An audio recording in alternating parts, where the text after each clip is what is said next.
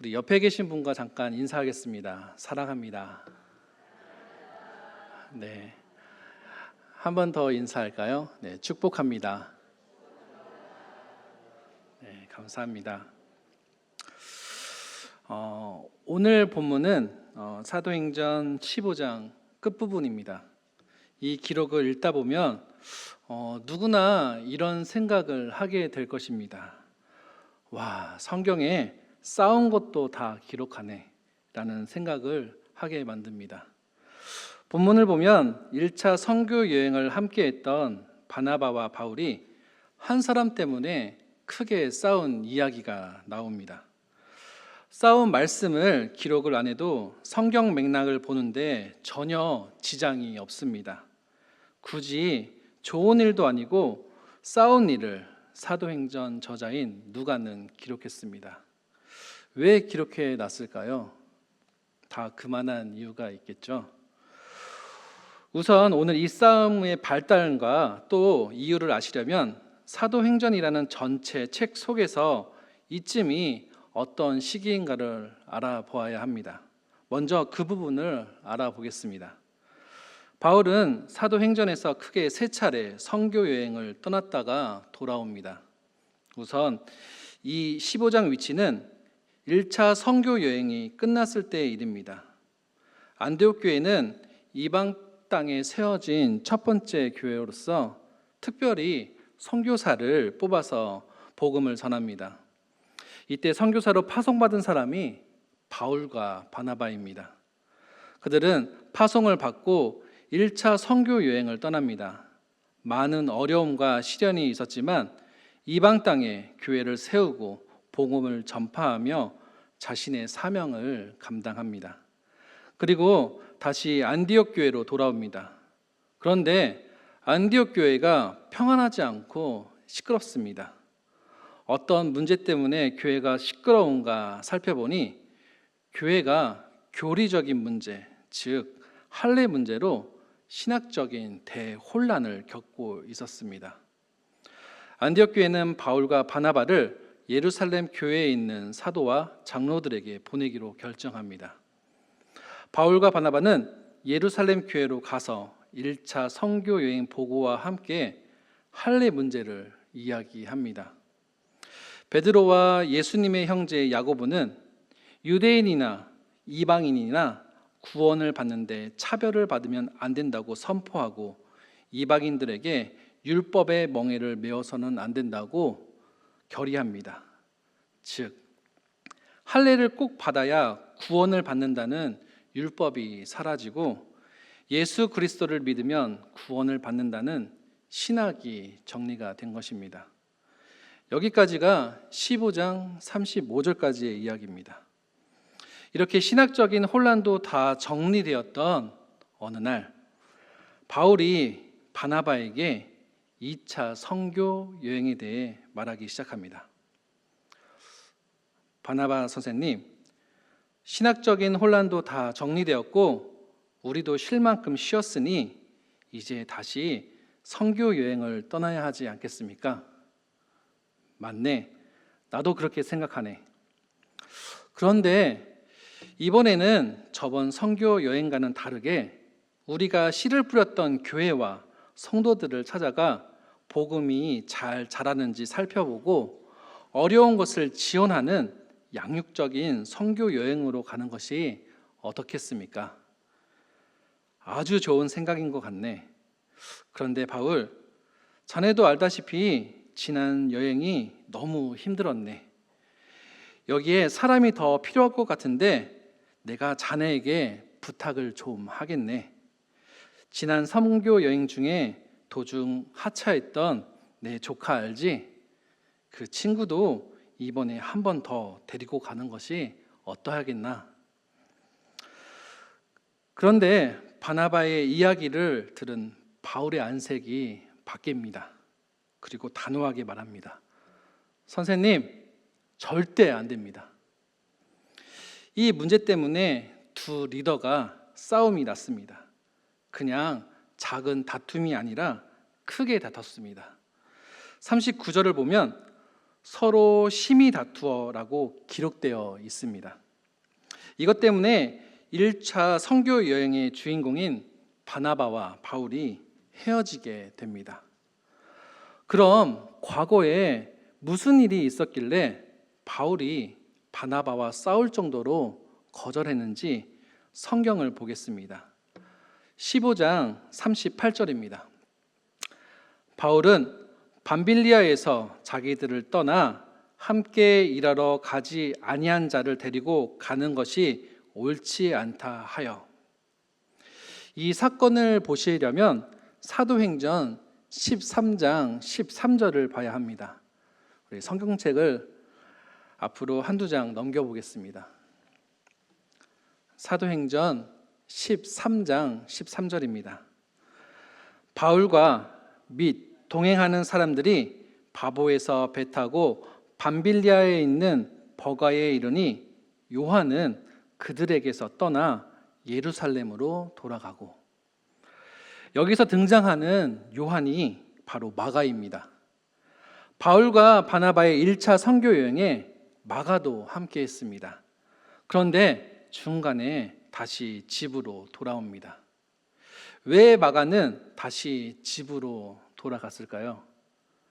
성경에는 기록되어 있지 않지만 학자들이 말하는 두 가지 설이 있습니다. 그 첫 번째는 마가 요한이 중간에 하차했던 곳은 성경의 밤빌리아라는 곳입니다. 이 밤빌리아는 과장하면 알프스 산맥과 같은 험준한 곳이었습니다. 여기까지 오는 것도 보통 일이 아니었는데 더 험준한 곳으로 가다니. 육군 훈련소에 가면 많은 훈련들을 합니다. 그 중에 가장 힘든 훈련을 고르라고 하면 많은 사람들이 야간 행군을 고른 사람들이 많을 것입니다. 야간 행군은 20km가 넘는 군장과 3km에 가까운 총을 메고 밤새도록 걷는 훈련입니다. 저는 여름 군번이라 7월에 입대했는데 마침 행군한 날에 비가 내렸습니다. 맑은 날에 행군해도 성공할까 말까 하는데 낡은 군용 판초이를 덮고 행군하는데 저는 매 순간마다 포기하고 싶었습니다. 지금은 길이라도 좋지만 그 옛날에는 길도 좋지 않고 어려운 그 길을 마가는 감당하기 힘들었을 것입니다. 그런데 여러분들은 마가를 하면 가장 먼저 떠오르는 이미지가 무엇인가요? 마가의 다락방을 가장 먼저 떠올리는 분들이 많을 것입니다. 그런데 우리가 알고 있는 다락방의 이미지는 어떠한가요? 천장과 지붕 사이의 공간으로 주로 옛날 물건들이나 잡동사니를 보관하는 작은 장소로 생각합니다.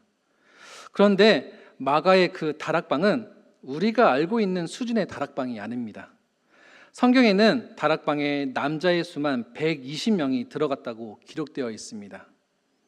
여자와 어린이까지 합친다면 수백 명이 들어가 앉을 수 있을 정도의 다락방입니다. 그렇다면 그 집의 크기는 어떠했을까요? 아마 어마어마한 대저택이었을 것입니다. 그냥 동네 부자도 아니고 엄청난 부잣집 도련님이, 고생도 한 번도 안 한 도련님이 삼촌의 영향을 받아 험한 길을 따라 나서긴 했는데 밤빌리아에 딱 도착했을 때 이건 완전히 히말라야 산맥인 것입니다. 그래서 삼촌에게 못 가겠습니다 라고 말하고 집에 돌아갔다는 설이 있습니다. 두 번째 설은 리더십에 관한 설입니다. 바울과 바나바 중에 바나바가 선배입니다. 모든 교회와 사람들이 바울을 거절할 때 바나바가 예루살렘 교회 사도들 앞에 바울을 추천하고 안디옥 교회를 거쳐 여기까지 바울을 데리고 온 것입니다. 그런데 마가가 볼 때 자꾸 바울이 주도적으로 일을 하고 대장처럼 나오는 것을 보게 되는 것입니다. 그런데 자기 삼촌인 바나바는 선배임에도 불구하고 바울 뒤를 챙겨주고 도와주는 모습을 보여줍니다. 조카 입장에서는 자기 삼촌이 분명 선배이고 대장인데 바울이 바나바 역할을 하는 것을 볼 때 기분이 좋지 않았을 것입니다. 그래서 더 이상 못 가겠습니다 하고 돌아갔다는 두 가지 설이 있습니다. 학자들은 첫 번째, 부잣집 아들이어서 포기했다고 생각하는 학자들이 많습니다. 어쨌든 마가는 돌아갔습니다. 그런데 마가가 돌아감으로 해서 남았던 선교팀은 얼마나 힘들었을까요? 셋이 선교를 하다가 하나가 빠지면 3분의 1이 빠지는 겁니다. 이게 얼마나 큰 상처이고 어려움이 됐는지 바울이 본문 38절에 이야기를 하고 있습니다. 그래도 저는 이런 생각을 하게 됩니다. 그동안 바나바가 바울을 도와준 것을 생각하면 마가를 선교팀에 끼워줄만 한데 바울은 끝까지 마가를 거절합니다. 왜 그럴까요? 여기서 바울의 선교 사역 스타일을 알 수 있습니다. 사역 스타일을 보시려면 오늘 바울이 마가를 반대할 때 사용했던 표현을 봐야 하는데, 바울이 그 마가를 반대할 때 놓치기 쉬운 미세한 표현이 숨겨져 있습니다. 제가 38절을 다시 한번 읽어보겠습니다. 바울은 밤빌리아에서 자기들을 떠나 함께 일하러 가지 아니한 자를 데리고 가는 것이 옳지 않다 하여. 바울은 밤빌리아에서 자기들을 떠나 함께 일하러 가지 아니한 마가라고 하지 않고 일하러 가지 아니한 자라는 인칭 대명사를 사용했습니다. 헬라어에서 고유 명사를 쓸 때와 인칭 대명사를 사용할 때 해석이 달라집니다. 어떻게 달라지냐면 고유 명사를 쓸 때, 즉 고유 명사 사람 자체를 부정하게 합니다. 반대로 인칭 대명사를 사용하면 사람보다는 이 일에 적합하지 않다는 의미로 해석됩니다. 그렇다면 우리는 바울의 성격을 알 수 있습니다.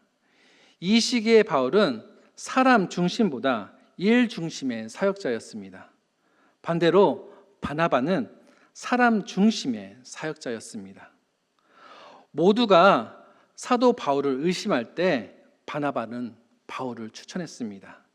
그런데 지금도 비록 자기 조카지만 1차 선교 여행 때 준도 포기한 이 조카를 2차 선교 여행에 추천하고 있습니다.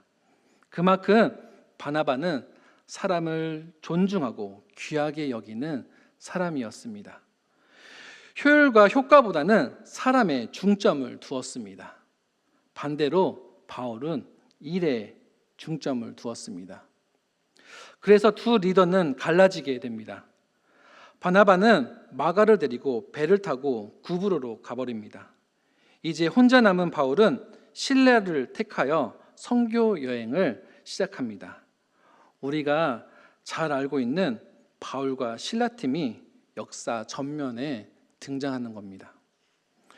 역사와 교회는 두 리더 중에 누구의 손을 들어줬을까요? 뜻밖에도 바울의 손을 들어줍니다.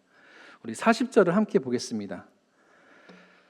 바울은 실라를 택한 후에 형제들에게 주의 은혜에 부탁함을 받고 떠나. 성경은 바울이 실라를 택한 후 형제들에게 주의 은혜에 부탁함을 받고 떠났다고 기록합니다. 여기서 기록된 형제들이 바로 교회입니다. 교회에 공식적으로 부탁함을 받고 떠났다는 말은 안디옥 교회가 바울과 바나바 그룹 중에 바울의 손을 들어줬다는 겁니다. 그리고 놀랍게도 바나바는 이후로 다시는 이름이 등장하지 않습니다. 완전히 없는 사람처럼 사라집니다. 그럼 사람들은 생각합니다. 사람 중심보다 일 중심이 맞구나. 우리 조금 더 성경을 읽어보겠습니다. 사도행전 16장 37절입니다. 바울이 이르되 로마 사람인 우리를 죄도 정하지 아니하고 공중 앞에 때리고 옥에 가두었다가 이제는 가만히 내보내고자 하느냐? 아니라 그들이 친히 와서 우리를 데리고 나가라 하리라 한대. 바울과 실라 선교팀은 제일 먼저 마게도냐로 출발합니다. 그리고 빌립보에 도착했을 때 점을 치며 주인들에게 큰 이익을 주는 귀신 들린 여종을 말씀으로 귀신을 떠나게 합니다. 그 여정의 주인들이 바울과 실라를 고발하여 바울과 실라가 잡혀갔습니다. 바울과 실라는 치안을 담당한 관리들의 명령으로 엄청난 매질과 고문을 당합니다. 그리고 풀려나게 되는데 바울이 관수들에게 본인이 로마 시민권자를 밝힙니다. 이 시대의 로마 시민권자는 불법적으로 체포당하거나 고문을 당하지 않도록 법으로 규정되어 있었습니다. 그리고 그 법을 어기면 크게 처벌될 정도로 법으로 로마 시민권은 보호되고 있었습니다. 그래서 치안관들이 당황하게 됩니다. 그런데 여기에서 로마 시민권을 가진 사람이 바울만이 아닌 것을 우리가 알 수 있게 됩니다. 37절을 보면 바울이 이르되 로마 사람인 우리를 이라는 표현을 사용했습니다. 실라도 로마 시민권자였습니다. 지금 이 시기는 복음이 예루살렘을 떠나 이방 땅에 퍼지기 시작했던 시기입니다. 이런 시기에 이방인들에게 복음을 전하는 때 정통 히브리 사람인 베드로, 야고보, 바나바와 같은 사람이 유용할까요? 아니면 이중 언어가 가능하고 다문화에 익숙한 바울과 실라가 유용할까요? 로마 시민권을 가진 바울과 실라가 당시 선교 전략상 가장 안성맞춤인 팀이었던 것입니다. 그래서 역사와 교회는 바나바와 마가 대신 바울과 실라를 택하게 되었습니다. 그럼 바나바와 마가는 실패한 자일까요? 성경은 그렇게 평가하지 않습니다. 골로새서 4장 10절입니다. 나와 함께 갇힌 아리스다고와 바나바와 생질 마가와 이 마가에 대하여 너희가 명을 받았음에 그가 이르거든 영접하라. 유스도라 하는 예수도 너희에게 문안하느니라. 그들은 할레파이나 이들만은 하나님의 나라를 위하여 함께 역사하는 자들이니 이런 사람들이 나의 위로가 되었느니라. 디모데후서 4장 11절입니다. 누가만 나와 함께 있느니라. 내가 올 때에 마가를 데리고 오라. 그가 나의 일에 유익하니라. 이 글은 사도 바울이 썼습니다. 바울이 중도 하차했고 이 일에 적합하지 않다고 말했던 마가를 언급하고 있습니다. 그런데 어떻게 언급하고 있나요? 나의 위로가 된다고 말합니다. 더 나아가 디모데후서 후서에서는 나의 일에 유익이 된다고 말합니다. 골로새서는 사도 바울이 두 번째 투옥이 되었을 때 유언처럼 쓴 글입니다. 이제 겨울을 보내면서 선교의 끝자락에 마가를 찾고 있는 것입니다. 어떻게 선교 여행 중 도망갔을 정도로 영성이 떨어지고 실패했던 마가가 어떻게 이렇게 변하고 바울에게 다시 새로운 동역자요 유익한 사람이 되었을까요? 누구의 영향력이었을까요? 바나바입니다. 바나바는 마가의 실패를 넘어 그의 가능성을 보았습니다. 그를 데리고 목회를 가르치고 한 영혼에 대해서 가르치고 하나님 나라에 대해서 가르치고 참고 힘듦을 가르치며 그를 계속해서 만져 나갑니다. 마가 한 사람을 위해 바나바는 자신의 남은 여생을 마가를 위해 사용합니다. 이렇게 성장한 마가는 베드로 곁에 있으면서 베드로가 로마를 비롯하여 이방 세계에 복음을 전하는 사역에 함께합니다. 사도 베드로와 함께 복음을 전하면서 마가는 베드로로부터 예수님의 복음과 예수님이 행한 일들을 자세히 들었고 그것을 토대로 마가복음을 기록합니다.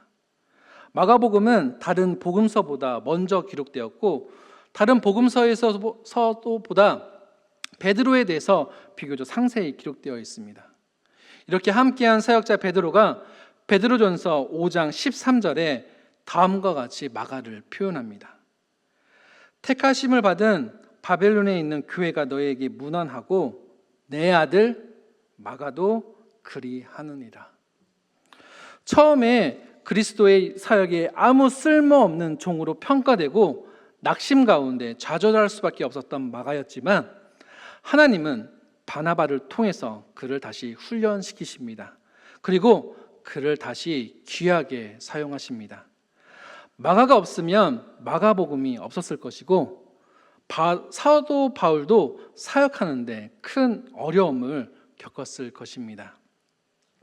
오늘 우리는 교회에서 한 번의 실수 때문에 그 사람을 쉽게 믿지 못하고 포기하는 경우가 많습니다. 하지만 하나님의 시선은 다릅니다. 하나님은 끝까지 포기하지 않으시고 끝까지 사랑으로 감싸주십니다.